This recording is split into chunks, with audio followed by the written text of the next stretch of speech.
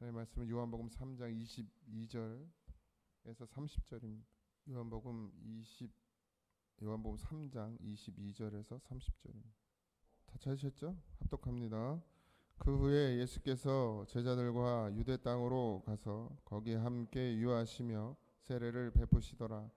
요한도 살렘 가까이 에논에서 세례를 베푸니 거기 물이 많음이라. 그러므로 사람들이 와서 세례를 받더라.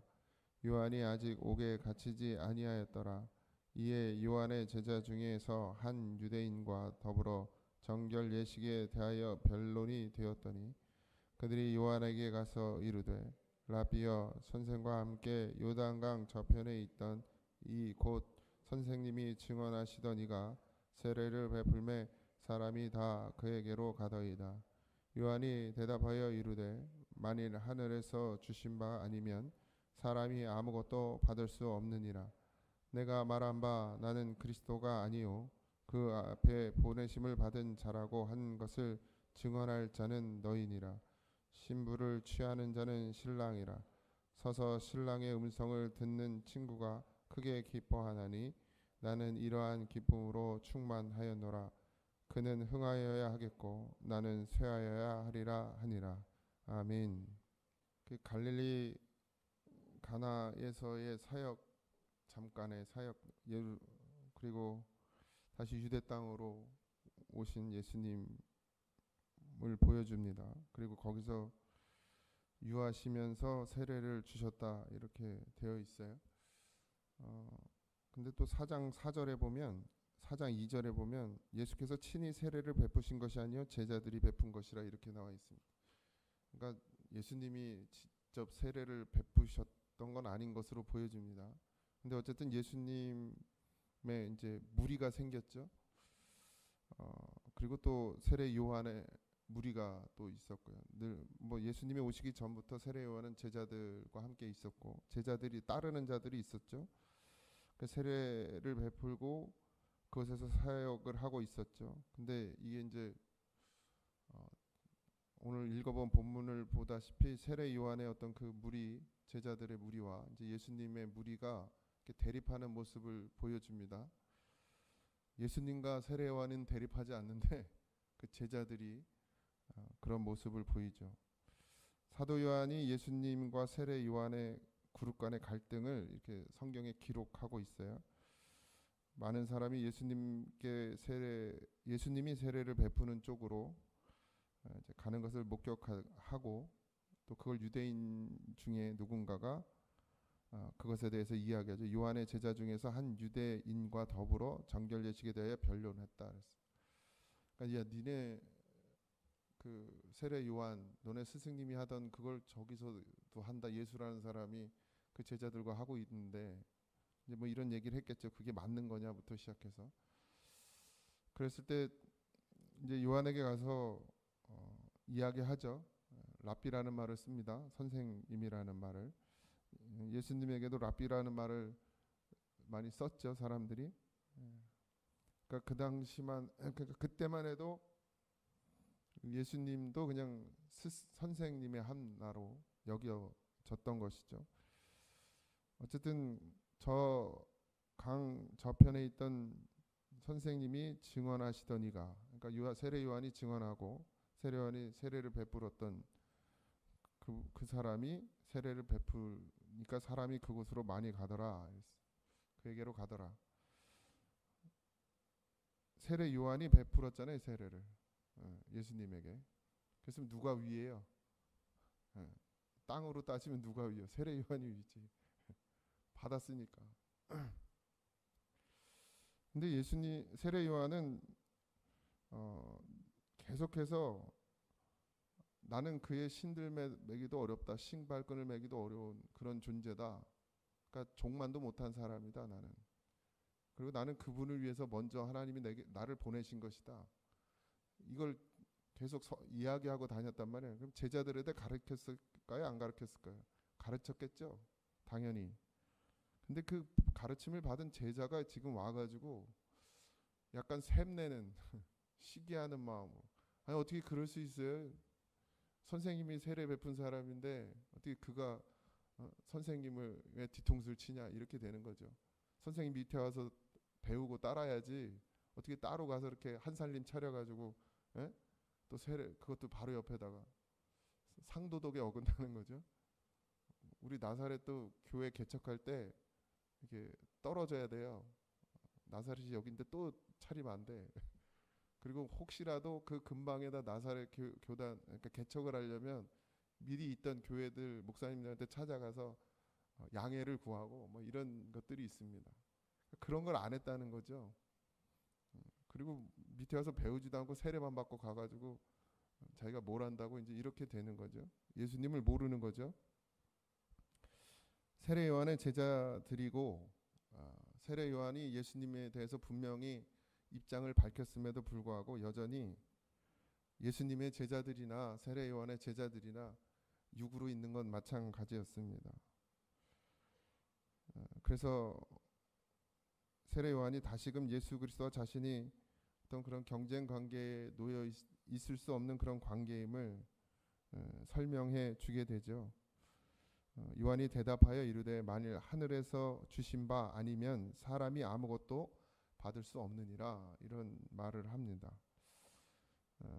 먼저 그러니까 하나님의 주권을 따라서 지금 그러니까 하나님의 주권 내가 하고 있는 모든 것들이 하나님께서 허락하신 일이고 하나님이 내게 주신 일이고 사명이기 때문에 내가 가고 있는 것이다.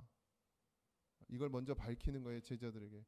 그건 내 뜻대로 하는 게 아니고 내 생각대로 하는 게 아니라 하나님의 뜻대로 지금 하고 있는 거다. 그 하나님의 뜻대로 하고 있는 일이 뭐냐? 그리스도가 가시는 길을 여는 것이 내가 하는 사명이고 신랑의 들러리의 역할을 기쁘게 수행하고 있는 것이 내가 하는 일이다.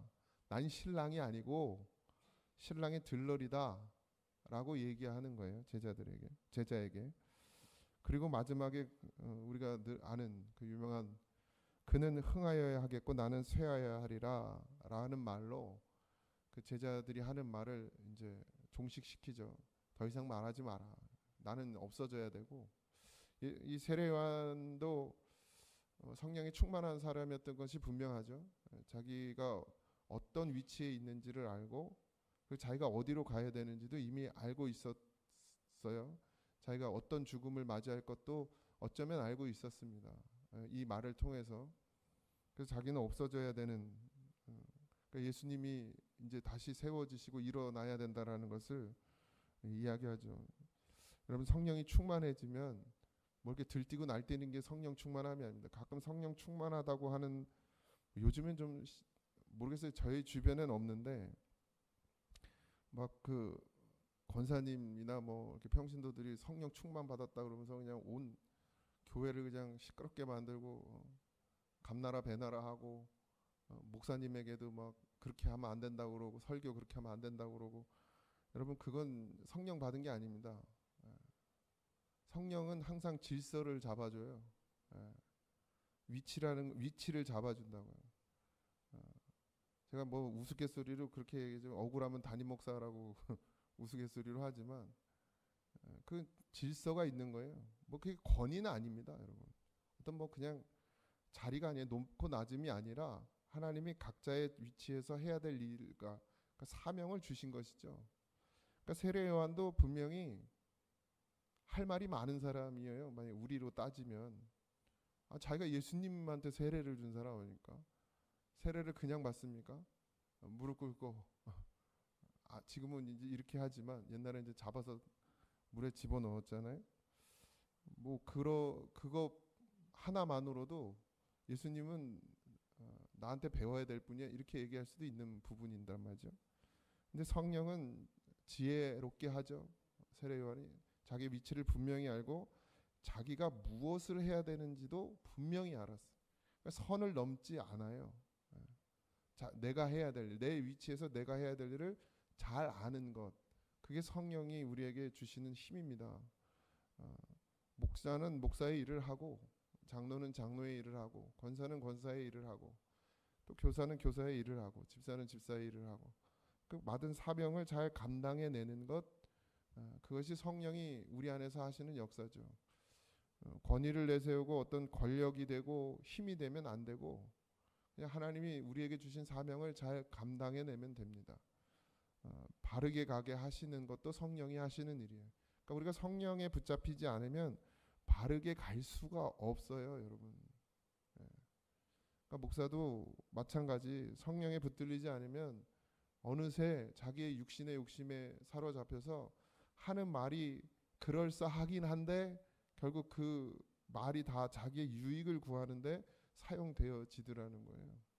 그래서 다 깨어 있어야 됩니다. 목사만 성령 충만해도 안 되고 성도만 성령 충만해도 안 되고 모두가 다 성령의 충만함을 입어야 되죠.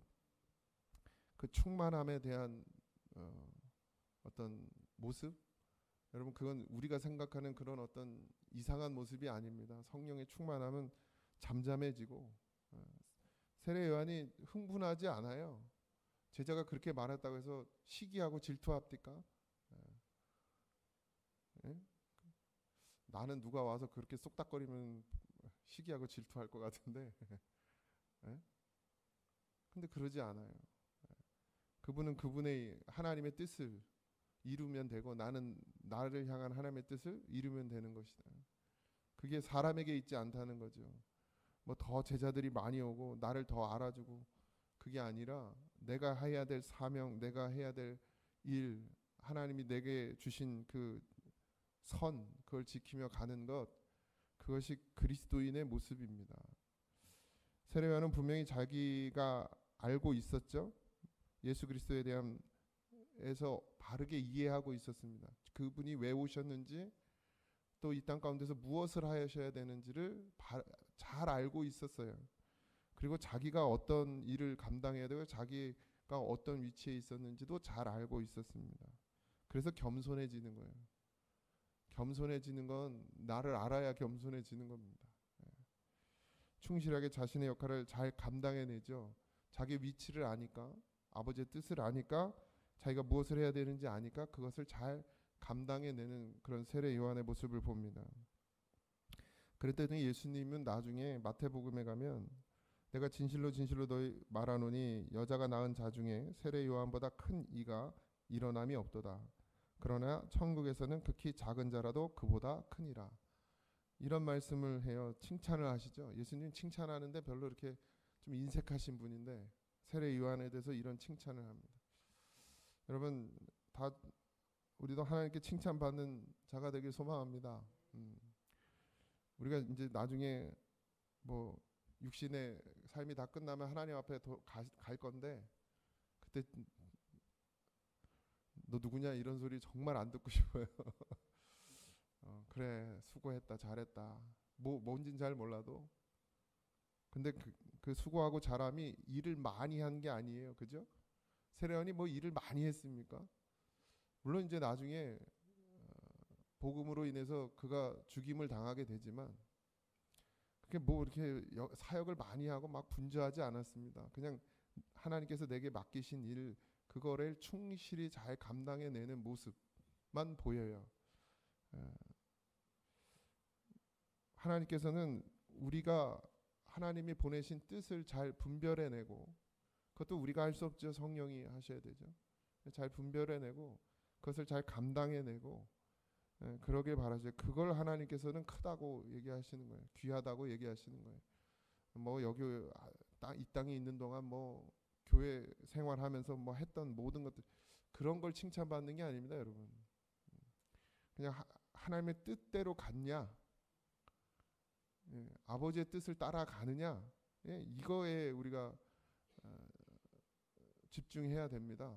세례요한이 예수님께 칭찬받았던 건 그가 하나님이 이 땅에 보내신 이유대로 살았기 때문, 뜻대로 살았기 때문입니다. 더 뭐 위대한 일을 해서도 아니고 더 큰 일을 해서도 아니고 그저 그냥 아버지의 뜻을 따라 그 길을 걸어갔기 때문에 자기의 자리를 지키는 그런 모습 때문에 예수님께서 그를 칭찬하죠. 순전한 믿음, 중심을 보시잖아요. 우리도 하나님 앞에 좀 그런 믿음으로 나가시길 바랍니다. 순전한 것, 섞이지 않은 것, 그냥 오로지 예수님 한 분, 그분만 바라며 믿음으로 사는 것, 그것이 아버지가 우리에게 원하는 모습일 것이고, 그래서 예수님도 이 땅 가운데 오셨는 줄 믿습니다. 오늘 하루도 또 이 땅에 살면서 참 고민 안 할 수 없고 생각 안 할 수 없고 계산 안 할 수 없지만 그럼에도 불구하고 어, 내려놔야 될 땐 그냥 내려놓고 하나님께 온전히 맡길 수 있는 그런 믿음이 되어지기를 주님의 이름으로 축복합니다. 그럴 때 하나님께서 우리 안에 역사하실 것이고 반드시 하나님이 아버지의 뜻을 우리의 삶 가운데서 이루어낼 줄 믿습니다. 그러려면 우리는 내려놓고 하나님의 말씀에 순종해야 되는 줄 압니다. 오늘도 그 길을 걸어가기를 주님의 이름으로 축복합니다. 기도하겠습니다. 아버지, 믿음으로 산다는 것, 그것은 우리의 생각이 아니라 아버지의 뜻입니다. 주의 뜻을 따라 사는 것이고 주님이 우리에게 말씀하신 것을 우리가 듣고 그 말씀이 이해되어지고 해석되어지고 믿어지고 순종되어지는 것입니다. 그러려면 우리 안에 성령이 필요합니다. 우리의 힘으로 되지 않고 우리의 지식으로도 되지 않고 우리의 노력으로도 되지 않고 성령이 우리 안에서 역사하여 되는 줄 믿습니다. 주여, 보내심을 받았으니 그 보내신 자의 뜻을 따라 살아가는 것이 당연한 이치인데 여전히 하나님, 내 고집이 앞서고 내 생각이 앞서며 내 뜻이 앞서는 것을 봅니다. 주여, 우리를 불쌍히 여겨 주시옵시고 요한의 제자가 되지 말고 요한의 믿음이 되게 하여 주시옵소서. 예수님의 제자가 되지 말고 그 믿음이 되게 하시고 아버지 하나님, 죽음의 자리에까지도 주님을 따라갈 수 있는 그런 아버지 하나님 믿음을 우리에게 허락하여 주셔서 오늘 하루도 정말 포기하지 못할 것들이 있고 버리지 못할 것들이 있고 아버지 하나님, 양보할 수 없는 것들이 있다 할지라도 주님이 내려놓으라 하면 내려놓을 수 있는 믿음이 우리에게 있게 하셔서 오늘도 오직 감사하게 하시고 오직 찬송하게 하여 주시옵소서. 하나님이 늘 우리를 지키시고 우리와 함께 하심을 믿습니다. 오늘도 그분의 손 잡고 놓지 말게 하여 주옵소서. 오늘도 감사하며 예수님의 이름으로 기도하옵나이다. 아멘. 하늘에 계신 우리 아버지여, 이름이 거룩히 여김을 받으시오며 나라의 임하옵시며 뜻이 하늘에서 이루어진 것 같이 땅에서도 이루어지이다. 오늘날 우리에게 일용할 양식을 주옵시고 우리가 우리에게 죄진 자를 사하여 준 것 같이 우리 죄를 사하여 주옵시고 우리를 시험에 들게 하지 마옵시고 다만 악에서 구하옵소서. 내 나라와 권세와 영광이 아버지께 영원히 있사옵나이다. 아멘.